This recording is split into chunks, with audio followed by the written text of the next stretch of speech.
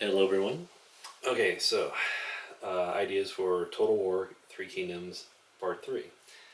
I'll give you guys a little background info.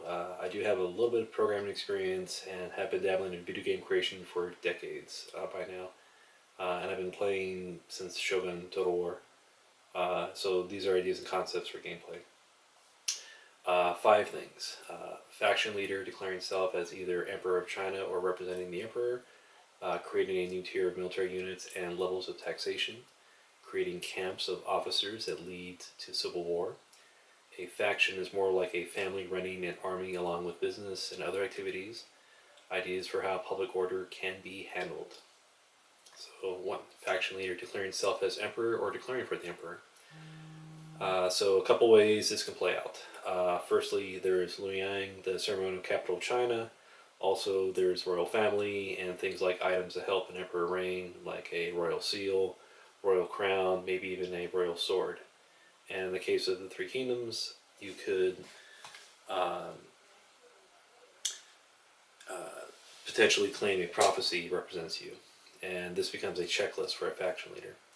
So, land is key. One option, if the faction control either a quarter or a third of the provinces in China and has at least one member of a royal family, willingly or not. So I'm thinking, family members can be pawns. And one royal item, that faction can declare that they represent for the real Chinese people and empire. Also, if a faction controls Luoyang, regardless of how many provinces they control, they can declare they represent, or the faction leader could claim the throne for himself. This sets things up that early game, all factions have low tier units. As the game progresses, it becomes about fielding larger armies and outfitting them with armor, weapons, and technology. Eventually, the largest factions begin declaring themselves the rightful heir and field elite units and are able to harness greater resources from the provinces. Late game factions are economic powerhouses that can wield or field large armies instantly and transport them on roads and rivers rapidly. Declaring emperor, though, can cause unrest in your provinces depending on various factors, such as how long you've controlled the city, public order, armies present, etc. This can take a year or to settle, longer if left unchecked. If your army's at a front fighting against your opponents, and you have some back provinces which the public morale is low, you declare emperor, there's a small rebellion that starts. You're not able to get to it, so that small rebellion grows and becomes a force to be reckoned with, like in a year's time, that sort of thing. Idea two, creating a new tier of military units and levels of taxation. What are the benefits of declaring yourself the new Chinese emperor, or that you have, restored the proper heir? You can build new military barracks, build taxation and infrastructure control mechanisms, and establish taxes over regions you control.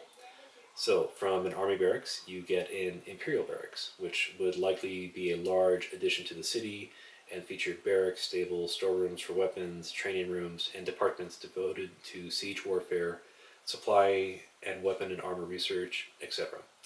The soldiers cost more and have higher stats and inspire other units.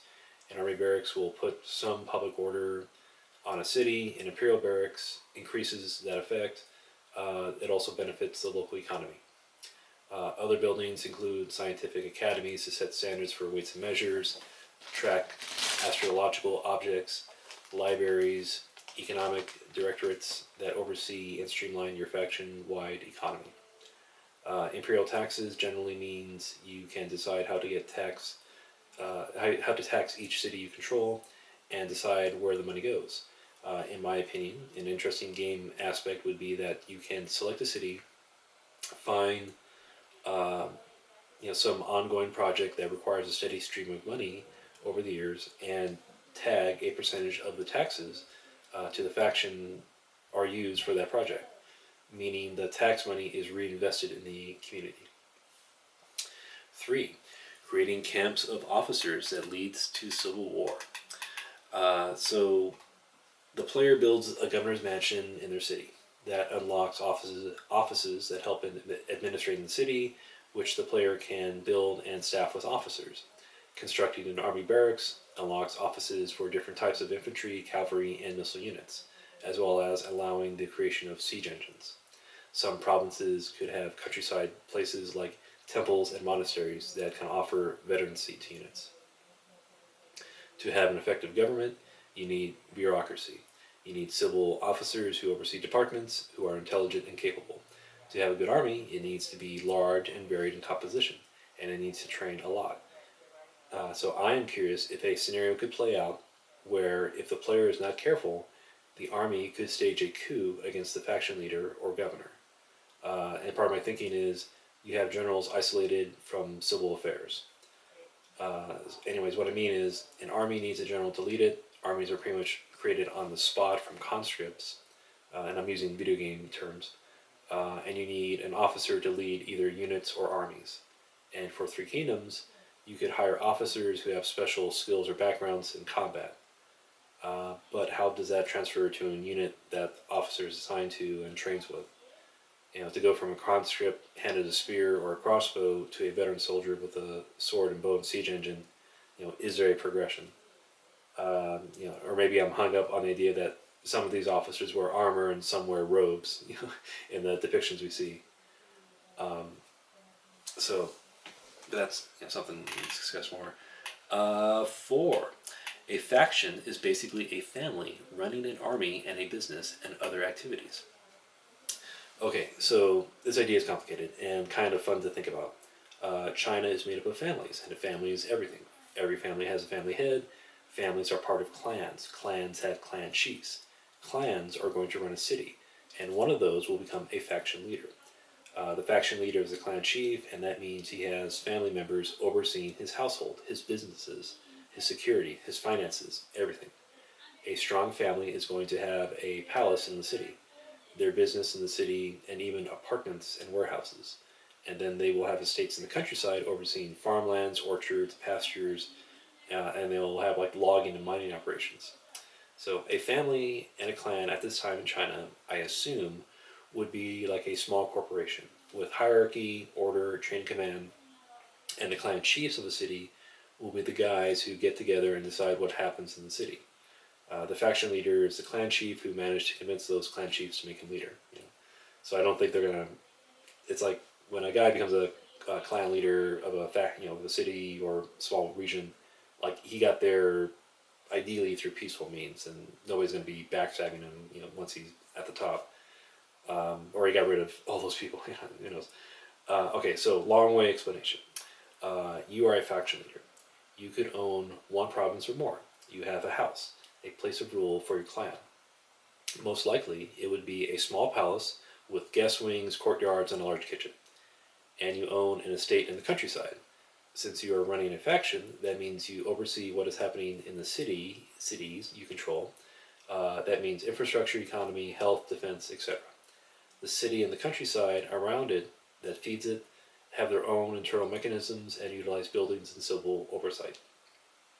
So, the player can have one building menu that is related to government work and economic development.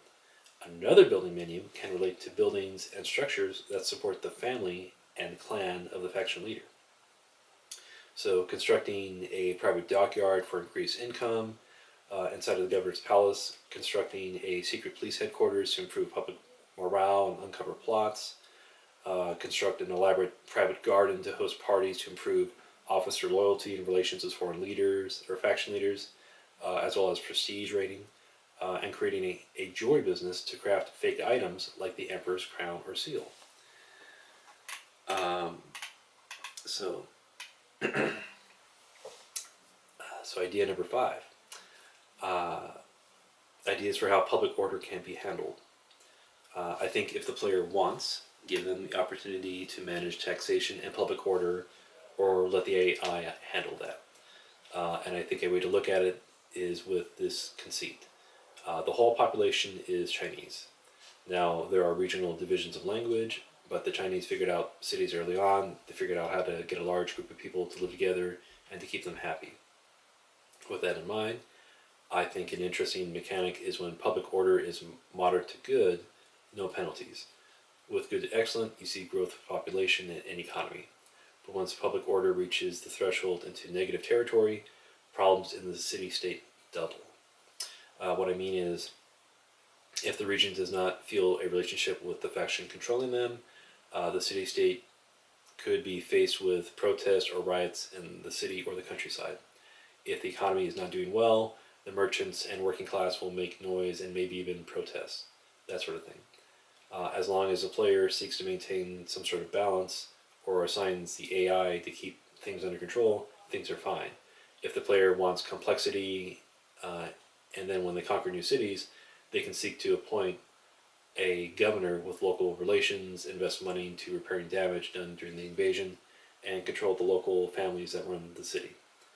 One way to win over a city-state is by public works. So taxation is collected. The player decides how much of that taxation will go to a local construction project. That project means jobs and a benefit to the province. It will take years and cost money. The player can adjust how much money, maybe even manpower, they put into the project, affecting the completion date. If the local population feels their tax dollars are helping improve their province, they are happy, and jobs improve public order and local economy. Some other ideas. When you conquer a city, I'm curious about what options will be available. Because based on various movies I've seen, I could see the option to slaughter the civilian population of a city being available. And I think that is standard to these war times, sadly. Otherwise, I can see leaving the city untouched. Looting the wealthy section of the city, looting the poor sections of the city, looting the countryside, raiding, so you're looting and not occupying. Forcing the population to disperse, meaning you make the city a ghost town. And the population divides up based on the roads connecting it to the neighboring cities, and those cities take the populace and have to deal with the refugees. I'm also thinking you can burn a city down. What this means is the population is pretty fluid, and cities can go from top tier to no tier, or have to start at a lower level, and the ruins of what was before will appear on the battle maps on the outskirts of the city walls. So that's my ideas.